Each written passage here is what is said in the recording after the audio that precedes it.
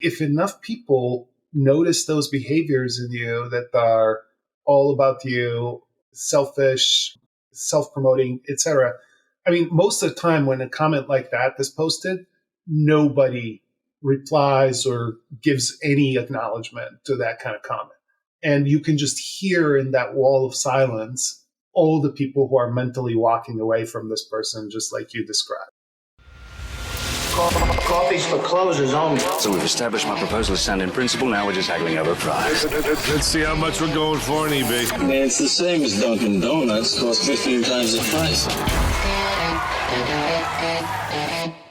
Welcome to Impact Pricing, the podcast where we discuss pricing, value, and the friendly relationship between them. I'm Mark Stiving, and today our guest is Robert Ribciuc, and here are 3 things you want to know about Robert before we start. He has a BA in math and economics from Harvard. I love saying Harvard that way. An MBA from Chicago Booth. I assume that was very quantitative.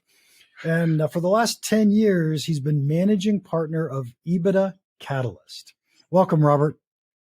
Thanks for having me, Mark. Pleasure to see you again. And you brought back recollections of my first appearance, where I think Harvard came up before. So thanks. I don't have many people. I don't have many people from Harvard on the podcast. I don't know why. Hey, man, yeah, I'm not going to second guess you. So you are here for a second time, and so I'm not going to bother asking the question, how did you get into pricing, which is one of my favorite questions, but we can go back and listen to it from a previous podcast. But before we hit record, you and I were talking just about the pricing community and what goes on in the community, and in particular, what goes on in social media. And let's talk about LinkedIn, because it's the only social media site that I use. I don't know about you, but with 10 years as a managing partner in a consulting firm, I'm guessing that you use LinkedIn to, build a brand, generate business, just like I do, right? Mm-hmm. And before we started, you paid me this huge compliment, and my ego got so amazingly big that I said, "Oh, you got to say this on the podcast." So. So let's pretend like you haven't given it to me before, and go ahead, give it to me. Well, anybody listening, don't believe everything you're saying. I don't think Mark's ego ever gets that big, and that's one of the wonderful things about knowing you, having you as a mentor and a friend. And really, I think what our pre-hit record conversation was about was, you just watch and witness a lot of behaviors, a lot of different people, some of whom you have met, some of whom you have never met, and dialogues or interventions happen out in social media for everyone to see. And it took me back to a conversation some years ago with someone who had been in pricing for a while, was kind of on his way out, and he was kind of saying, "Hey, I really like pricing, but I really don't like some of the people in pricing." And at the time, I was kind of like new, and I was like wide-eyed and loving everyone and reaching out. And so it was like, oh my gosh, what do you mean? But over time, I've accumulated some of my own examples. And, where you came in is just this is such a refreshing contrast. So for example, you and I both are critical minds. We sometimes see something online that we agree with. Sometimes we seriously disagree. And sometimes we find it perhaps even distasteful. And, there was one situation where you saw something in one of my posts. You thought it was a mistake. And you did what I would have done, which is you sent me a kind, direct message. And you were like, "Hey, I think you got this wrong. And I think it's this way." And that's how two professional, colleagues, peers, mentor, mentee, whatever you want to characterize the relationship, ideally should interact when, it's sort of praise in public, criticize in private, or, corrective feedback in private. And that refreshed for me how privileged I am to know some of the good people in pricing. And you have been one of the good people. You have been just a mentor and a friend. And I wanted to thank you for that. And then, we were kind of joking about the contrast with some other behaviors that you see where, there's some people feel such a pressure to self-promote. Wait, Robert, before you go to the next step, I just want to point out I was right. Okay. Now go ahead. Absolutely. And that gave me the opportunity to say you are absolutely right, which was quick and painless. And, we all sometimes, in between feeding children and thinking about 5 different posts and, can get something wrong, and gave me the opportunity to correct it on the public domain and so forth. So that's wonderful. And that's how honest intellectual conversation should occur, even when it's in the public domain. But yeah, we have other cases where, people are in such a hurry to self-promote that they even see someone else's mistake or someone else's post that they did nothing to create or do the work for as an opportunity to basically free ride or aggrandize themselves. And so whether it's a guy who leaves comments like, well, I wrote the book on this topic, contributing absolutely nothing to the post that you just spent hours or whatever to create, or whether it's a guy who takes something he disagrees with, and instead of coming to you, he's never met you, he's never talked to you, instead of coming to you and be like, hey, what did you mean? I'm thinking this might be wrong, but I want to understand the context. They go and put a post on their own website where they take apart what they think you mean. And they're wrong, by the way. They misunderstood in the first place. And so, we unfortunately have some behaviors like that. I think it's going to be an interesting dynamic because the pricing community has had an opportunity to grow enormously in visibility, arguably in its own perception of its importance. Over the last couple of years we've had that have been very pricing heavy years with opportunity and so forth. I think that also created a lot of people who came into the community, put the shingle out, and may feel a lot of pressure to find their opportunity and grow and find clients. And so sometimes pressure brings these behaviors that you and I maybe chuckle at and promise ourselves we're not going to be like that. Yeah, so there's so many directions I want to take this conversation, but the first thing I would toss out is I love to make fun of myself, but I will tell you in all honesty, right, total truthfulness, I used to be a complete asshole, right? And I would have been one of those people self-aggrandizing, or I would have been one of those people criticizing you in public because, man, let me tell you how smart I really am, right? And I could just, I understand it completely, what's going on. And part of the issue, I believe, is that we as pricing people, we get into pricing because it's numbers, it's math, right? We can be logical about it. And we happen to be the people who aren't socially at the top of the line. Let's put it that way. At least for me, I've worked really hard my entire life to try to be socially acceptable in certain places. So I get it completely. I mean, boy, that's both really thoughtful and self-aware. And I would say the same thing. I think as we come in as younger people with our credentials, accomplishments, but also having internalized other people's expectations, other people's hopes and dreams about who we should be, perhaps too much, right? We come in with that pressure, right? And a lot of times it translates into this sort of competitive, if the focus is not on me, if the attention and the preeminent argument is not about me, then that's I'm not succeeding and I'm letting people down. I'm not on my path. And I think for those of us who either have events in our life that,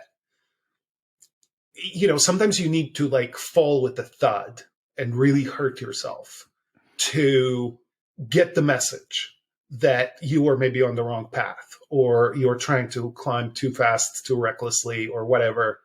Other times it's over time, self-awareness, the beauty of friendships and mentorships where someone is in a position to tap you on the shoulder and say like, whoa, dude, like that's a bit too much too fast. And, I think what you're describing, I would put myself in the same place, as a young person, back to your joke about Harvard and, all these, being the person from your country who makes it in on a full scholarship and being put on national TV and all those types of things, right? Things can go to your head, but I think just as importantly, how we were raised, things in our childhood, things in our own mental health can add up and create those types of pressures where all of a sudden that focus on self and going somewhere fast is at the detriment of other people. And, this brings me to when, we had all this exchange about self-promotion and so forth. At some point, as I was trying to think about like, what's the gracious way to deal with people who constantly seem to self-promote, for example, in comments on my own posts or, catch a free ride every time or whatever. And so like, I was like, I'm humble enough. Let me look for smart people's advice. I Googled something and I came up with this HBR article, right? That is from an HBS professor. It's called Savvy Self-Promotion, right? And it ends with this really interesting paragraph that goes to what you described, what I described about both of ourselves, younger selves, and maybe still applies to some of these people who do similar things out there. And it's, it goes like this. It says, one last and crucial point. If you find yourself constantly fighting the urge to brag, ask yourself why you feel the need. Everybody loves praise, but are you overly dependent on it? Not intrinsically motivated enough? Feeling undervalued in your profession? If so, why? The answers to these questions may prompt deeper self-reflection, which could bring you far more personal benefit than self-promotion ever will. And I think both what you shared about your early life and the work you've had to do, and I went through a similar path. I think I was a much less connected human and self-aware human 20 years ago. And, when you start understanding the why and what's driving you, you're also starting to become aware of the effects that might have on other people. Yeah. And I think that's yeah. Yeah, I'm gonna start to shift this in a slightly different direction, if that's okay. And by the way, let me tell you, I had two major falls in my life, right? And I can tell you that they changed the way I thought, they changed the way I behaved. I mean, and so I often think it takes these catastrophic events before we say, okay, now I need to do something different. I need to be someone different. And maybe someday I'll tell those stories, or maybe I've already told them here at some point in time. But after one of my last fall, which was 2008, I would say. One of the things that I did was I joined Toastmasters, I joined National Speakers Association, and two things I want to share is that when I saw Darren LaCroix and Craig Valentine get up and give these speeches, give these talks, and teach us Toastmasters how to be better speakers, and it was an hour of some of the most amazing content you've ever seen in your life. And I sat back and I asked, so why would they do this? Right? Why would they give this away for free? It's incredible. And the idea is that the more they give away, the more people need more of what they know. Right. And so they know weeks worth of content and they just gave me an hour. So what?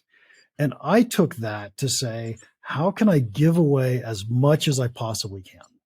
And so that's why I blog every week. I do these podcasts constantly. And it's just because I want to give to as many people as I can. It's fun. It's easy. And once you start doing it, it feels great, right? Yep. It really does. So that was the first point I wanted to make. And then the second point I want to make, which I'm a member of the National Speakers Association. And NSA was founded around the principle of we don't compete with each other. We want to grow the pie.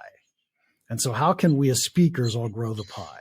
And I personally take that attitude into my pricing world, right? How can we personally grow the pie? Because there's no way I could serve every client. I don't even want to do what most people want me to do. So yeah, send those my way, okay? Right. I will, no problem. But But so I just think it's really about how do we help each other and how do we help the industry and how do we grow the pie? Correct. Yep. So Yeah. And I think absolutely. I think, different people find different ways. I should say of the subset of people that adopt that mentality, right? Which is not everyone, right? And, I think whether it takes the public speaking, which you've also shared with me earlier in our relationship, and I know it's somewhere where I could grow and get much better. I don't think I'm a particularly great public speaker as I stand here today. Lots of room to improve. But I think that, just this morning, for me, there are other paths like teaching. I was on the phone with the major business school here in Minnesota about the teaching, the teaching role that I could, do as a part-time. We have our workshops that, sometimes they don't even necessarily have to be like, I think you are very strategic in that there's that point about the giving that comes around, right? Because it's weaved into what you do and people want more of it, right? And that's absolutely savvy and smart to do as part of your business development.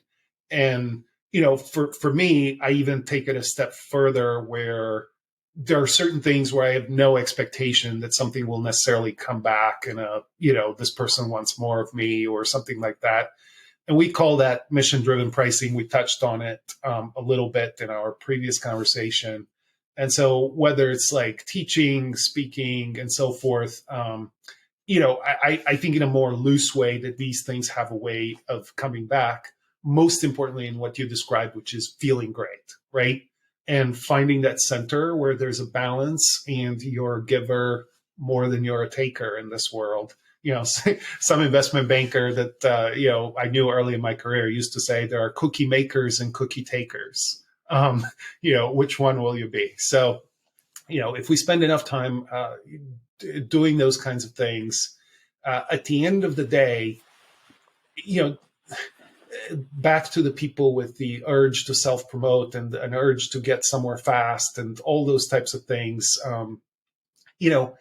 if you remove this kind of artificial constraint we place on ourselves, like, I got to grow this fast, or I got to be on this trajectory, or I got to reach this amount of money or whatever. And you just let that balancing act, rest on what makes you feel most whole and contributing to the world. Maybe that's a recipe for avoiding the next thud in your life when that trajectory, for reasons you don't control, and none of us control all of the stuff around us, maybe doesn't go according to plan.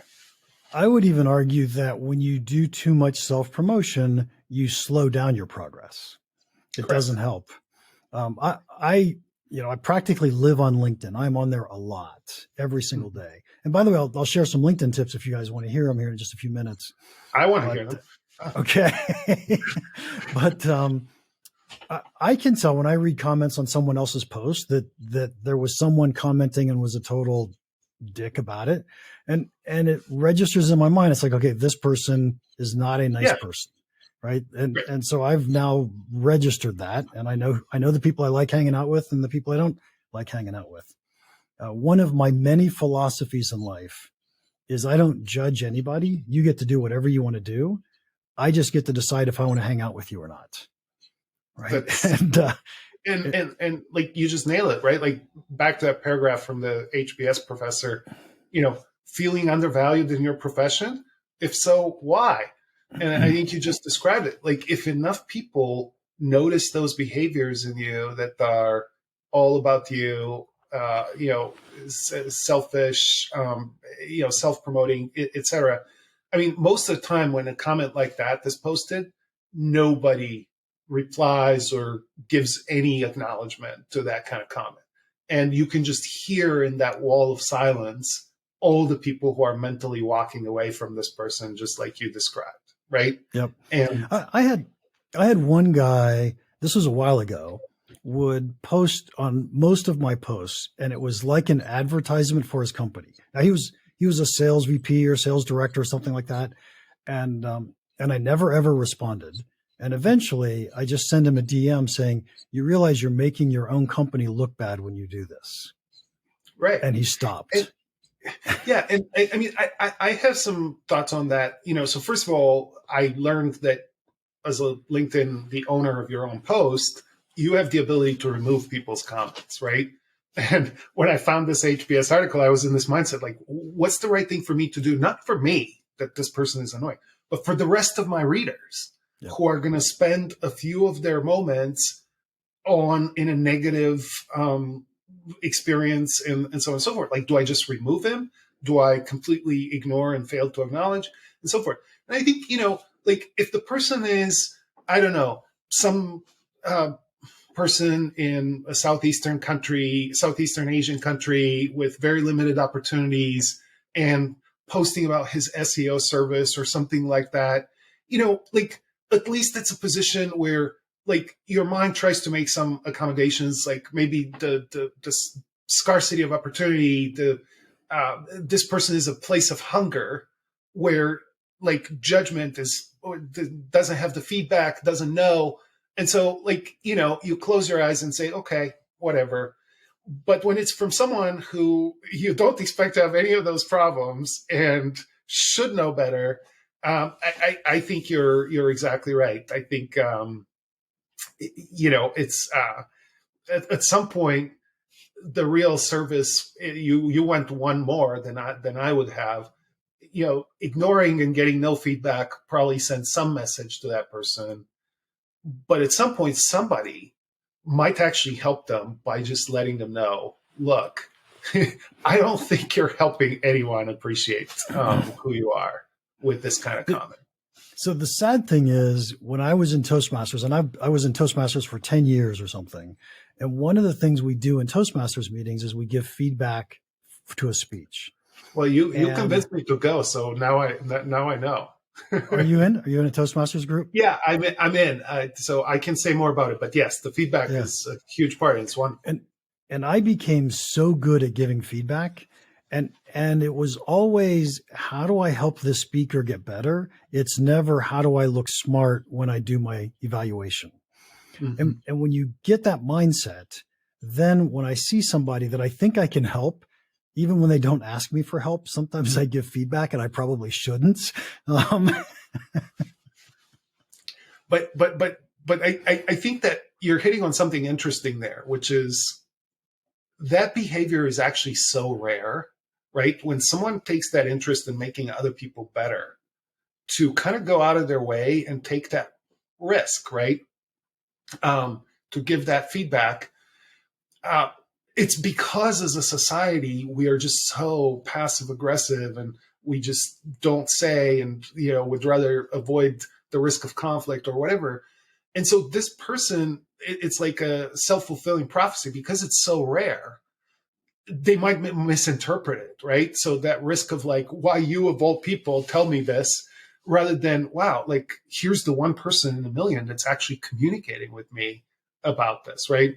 And I happened to read one of the too many books that I read lately, a completely unrelated topic, but it's called Unreasonable Hospitality. And it's written by this world famous chef who ran Madison, I think it's 11 Madison Park in New York. It was the #1 restaurant in the world. And sorry, he's not a chef. He's like the business owner, the business manager. And he talks about like giving feedback and criticism and praise. And I actually listened to that segment in the audiobook. And I had my family, my daughter and my wife, because I thought it was instructive for us. And he was kind of saying that, giving praise is this and that, but giving criticism is actually an investment because this person is taking a risk, right? It's taking the risk of being misunderstood, rejected, pushed back. And so I wish we would be in a position in our community where more of us would reach out and say, hey, you sounded like a self-promoting, pompous, whatever. And, the only reason I'm reaching out is I care about you. And if you care to have a relationship, I'm interested in that. Right. So. Yep. I think that's great. So I have way too many life philosophies, but I'm going to share one since you just brought up this concept of feedback again. I guess I brought it up, but you piled on. There's a really good way to give feedback. If I tell you what you did wrong, that sounds really negative and critical. If I tell you what you could do better next time, that sounds really positive and helpful. Mm-hmm. So just everybody, if you're going to give feedback, think about putting it in future tense, not in past tense.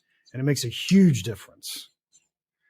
I love that. And I was going to say, unless it's a factual dispute, like 2 + 2 = 6, case in which, like it was the case in, the mistake you graciously helped me correct in one of my posts, you just tell the person, I think 2 + 2 = 4 now, not in the future. Well, so what I didn't do was I didn't say you messed up. What I said was, I think this is wrong. Yeah, exactly right. Exactly right. And so it wasn't about you. Okay, I promised a couple LinkedIn hints. Let me give you 2 LinkedIn hints, if that's okay. Yeah. I follow a gentleman named Richard Bliss a lot, and he's a LinkedIn expert. He does a ton of research on what works on LinkedIn and what doesn't work on LinkedIn. And the two of the things he recommends that I do as well as I possibly can. Number one, when you post something, don't post anything else for a period of time. So he usually recommends a day. And the reason for that is the moment you post the second thing, LinkedIn stops promoting the first thing. So let the post ride so that more people can see it. You know that LinkedIn only shows your post to a small percentage of your followers. Right. And the more people respond to it, talk about it, the more followers you get exposed to. So post once and then sit for a day. Don't do anything else. And then you can post a second time. Or post so I actually something else, have a question.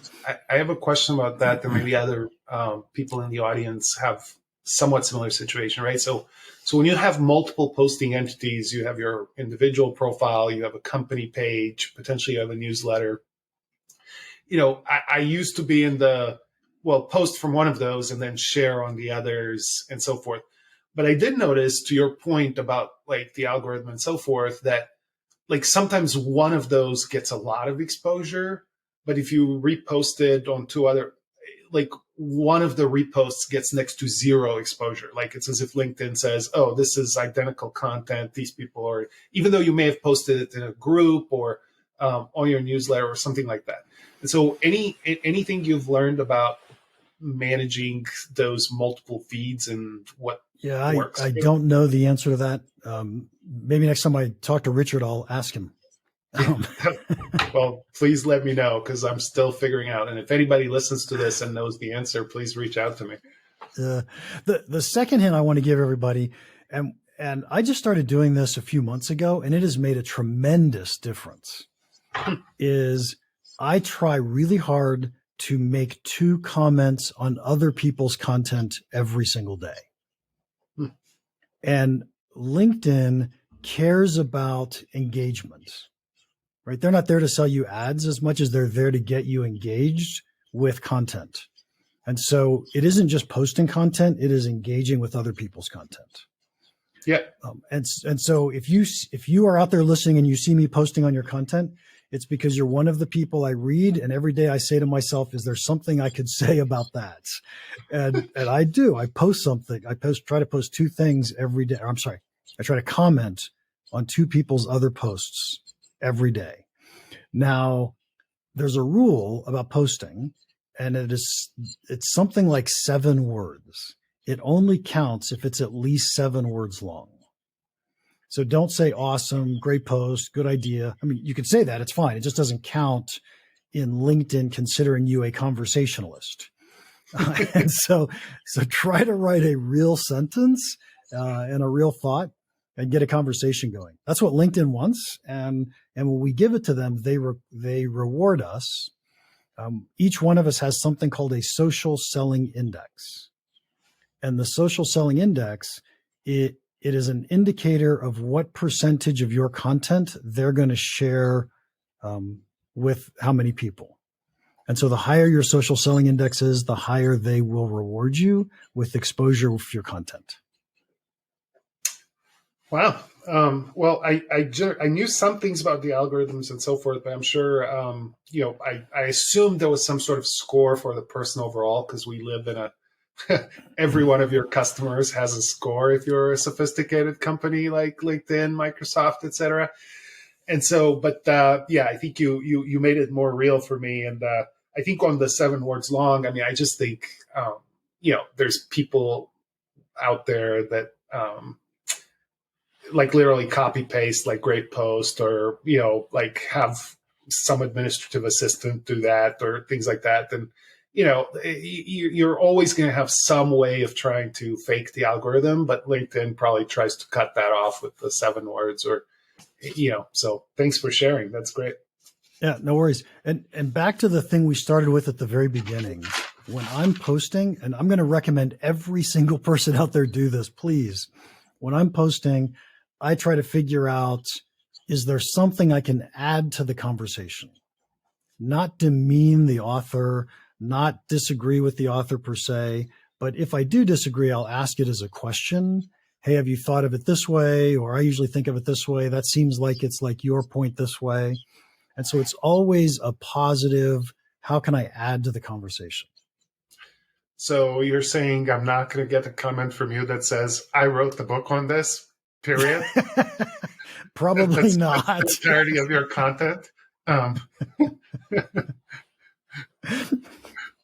Probably not. So. All right. Well, one of my big worries for today is canceled, so thanks. Yeah. So I posted on one of yours recently, Robert. Yeah, you did. And I think I said something nice. Well, I always say something nice. So. Yeah, exactly. Well, I'm appreciative of the feedback, whether it's nice or hey, you got some things to learn, young man. Sort of young man. That's equally appreciated. All right, let's go ahead and wrap this up, Robert. Thank you so much for your time today. If anybody wants to contact you, how can they do that? So we talked about LinkedIn. Obviously, I'm out there. Our website, ebitdacatalyst.com. And of course, if you've been following our LinkedIn activity, we launched our newsletter, the Pricing Power Clarity newsletter, and I hope to use that as a vehicle to be more consistent and grow the audience. So please look that up under the EBITDA Catalyst LinkedIn profile as well. Yep, and you can subscribe to those on LinkedIn, which is really powerful. Correct. So I know I get yours. I am a subscriber to your newsletter on LinkedIn. Goodness. I know. Nice. What's coming next? So to our listeners, thank you so much for your time. If you enjoyed this, would you please leave us a rating and a review? You can get instructions on how to leave a rating or review because it's so freaking hard to figure out. Go to ratethispodcast.com/impact pricing. And they'll help you figure out how to do it on your player. And then finally, I got a phenomenal recommendation from one of my clients recently. It's a little long, but I really would love to read it to you because it makes me feel happy. And that's from Fede de Balze. He wrote it on LinkedIn, so you can find it on my LinkedIn recommendations. Mark has been a fantastic partner to Pacific Lake and to the search fund entrepreneurs he's worked with. There are 3 things in particular that have made him impactful. First, he's a natural and talented educator. Pricing is a team sport that requires many stakeholders to be involved for success. Mark's top-notch abilities as an educator and communicator make it easier to get everyone on the same page. It also means he can host education boot camps for larger groups. These are very high ROI. Second, the depth of his experience in pricing means that he can quickly hone in on the important question to ask or topic to address. This means that Mark can have an impact in just a few conversations with a company. This makes him very valuable, and as we can connect Mark with companies that seem to have pricing opportunities, and he'll quickly help them identify the opportunity they have and come up with next steps. Finally, and by the way, this is my favorite one, Mark loves pricing, loves educating, and loves coaching companies. He's doing what he loves, and because of that, he does it with passion and energy. All I could say is thank you, Fede. That was amazing. I'm actually tingling up my spine reading it out loud.